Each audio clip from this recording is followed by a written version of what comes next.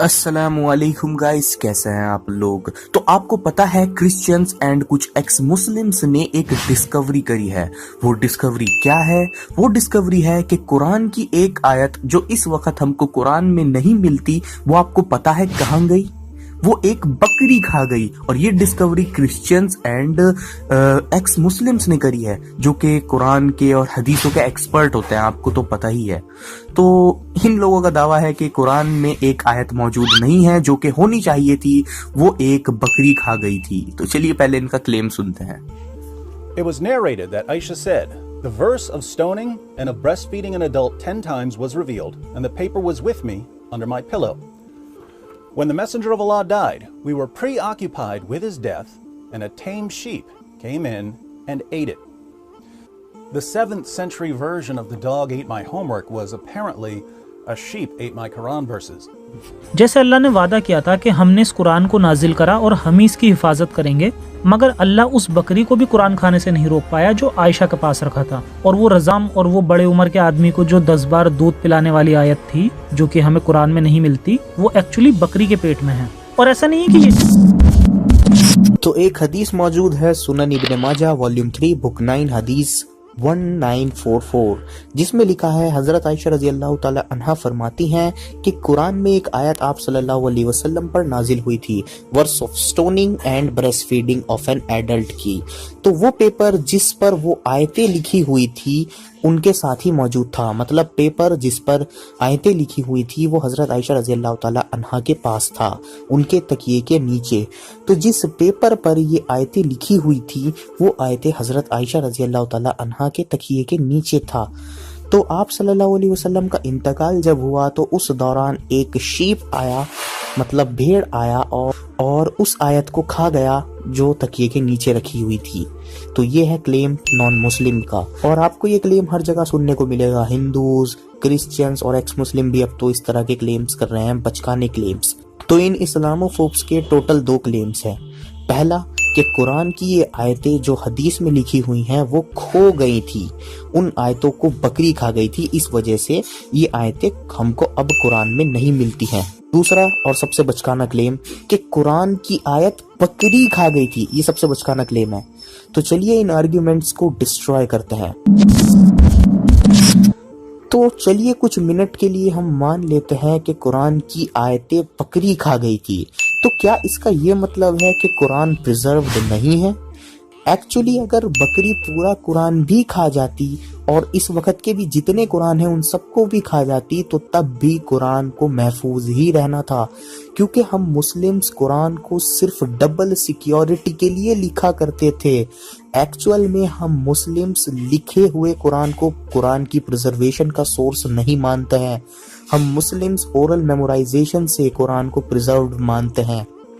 मतलब कुरान मुसलमानों के दिमाग में है, मतलब मुसलमान कुरान को अपने दिमाग में याद करते थे और उसके बाद उस कुरान को अपने स्टूडेंट्स को याद कराया करते थे ओरली।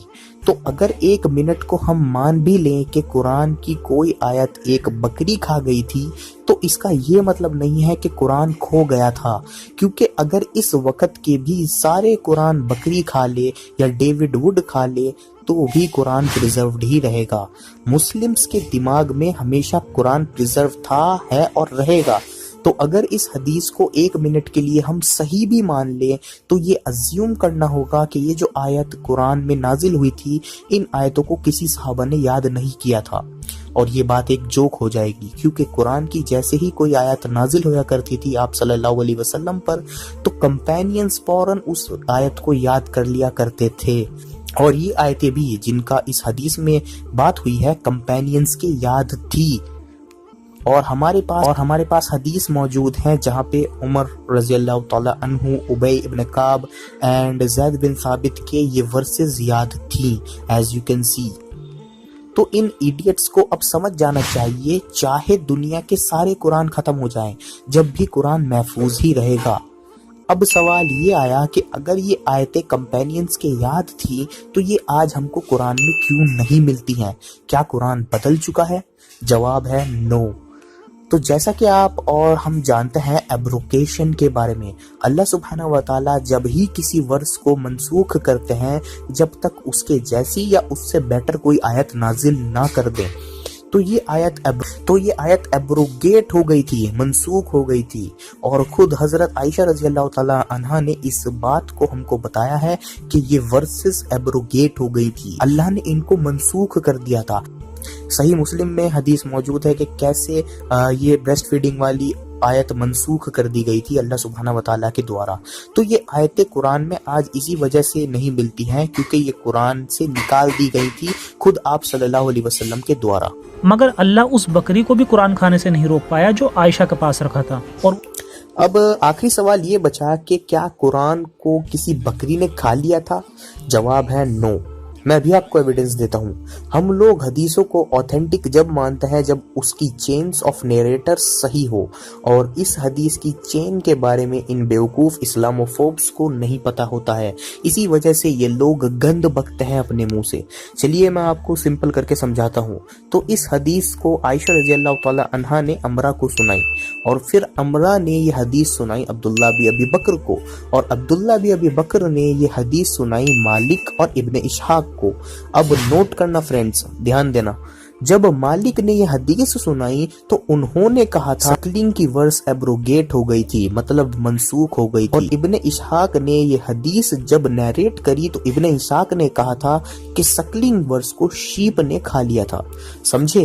مطلب یہ ہے کہ ان دونوں نیریٹرز نے اس حدیث کو ایک ہی آدمی سے سنا تھا، عبداللہ بن ابی بکر سے، لیکن جب مالک نے حدیث کو نیریٹ کیا تو انہوں نے کہا سکلنگ والی آیت منسوخ ہو گئی تھی، لیکن جب ابن اسحاق نے حدیث کو سنایا تو انہوں نے کہا کہ یہ آیت شیپ نے کھا لی تھی۔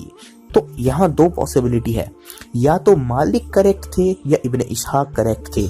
تو کیا کوئی ثبوت ہے کہ ابن اسحاق نے حدیث کو غلط نیریٹ کیا؟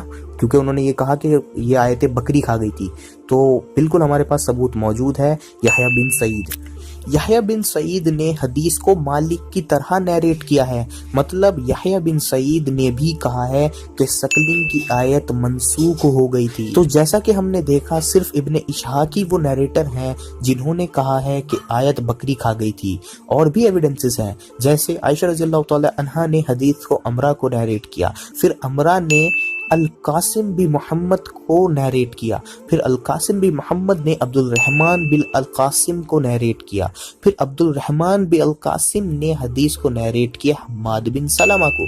تو جب حماد بن سلمہ نے حدیث کو نیریٹ کیا تو انہوں نے کیا کہا؟ انہوں نے بھی یہی کہا کہ سکلنگ ورس ایبروگیٹ ہو گئی تھی۔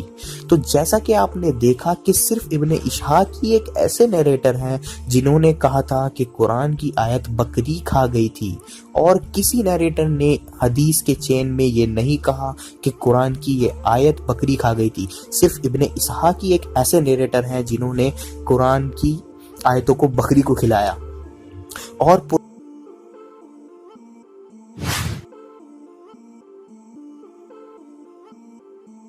پرانے اسکالرز بھی ان محمد ابن اسحاق کو بہت ہی ویک نیریٹر مانا کرتے تھے اور ان کی حدیثیں ایکسیپٹ نہیں کیا کرتے تھے، ایز یو کین سی۔ سو اب میں اسلاموفوبس کو کچھ کہنا چاہتا ہوں، تو تم لوگ اسلام کو چیلنج مت کرو، کوشش بھی مت کرو، کوشش بھی، تم لوگ کچھ نہیں بگاڑ سکتے قرآن کی پریزرویشن کا، اور قرآن پریزرو تھا، ہے اور رہے گا۔